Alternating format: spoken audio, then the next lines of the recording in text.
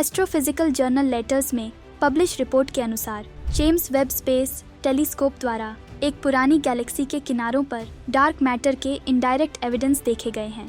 क्या आप जानते हैं कि डार्क यूनिवर्स क्या है? आइए इसे समझते हैं।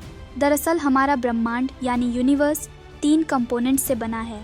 नॉर्मल और विजिबल मैटर जो पूरे यूनिवर्स का 5% है, और डार्क मैटर जो पूरे यूनिवर्स का 27% है, और तीसरी है डार्क एनर्जी जो पूरे यूनिवर्स का 68% हिस्सा है।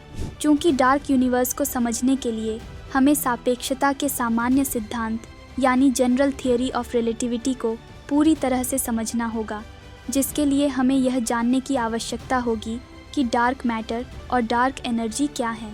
डार्क मैटर सामान्य पदार्थ की तरह स्थान घेरता है और इसका अपना मास यानी द्रव्यमान होता है, लेकिन यह प्रकाश को रिफ्लेक्ट, अब्जॉर्ब या रेडिएट नहीं करता।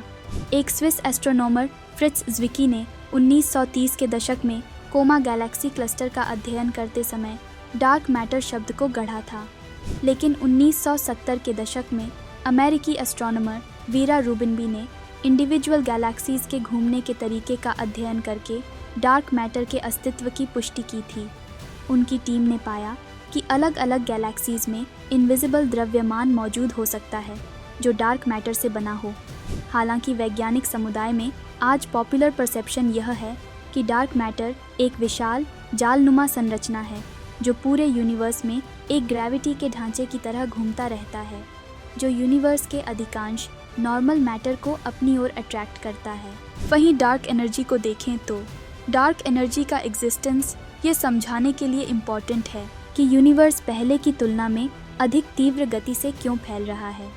डार्क एनर्जी को ग्रेविटी को चुनौती देने वाली ऊर्जा का एक मिस्टीरियस रूप माना जाता है, जो 13.8 अरब वर्ष पहले बिग बैंग के कारण उत्पन्न हुई थी। ऐसा माना जाता है कि जहां बहुत अधिक विजिबल मैटर्स होते हैं, वहां ग्रेविटी का प्रभाव डार्क एनर्जी से अधिक होता है। लेकिन जब अंतरिक्ष में पदार्थ नहीं होता तो डार्क एनर्जी हावी हो जाती है।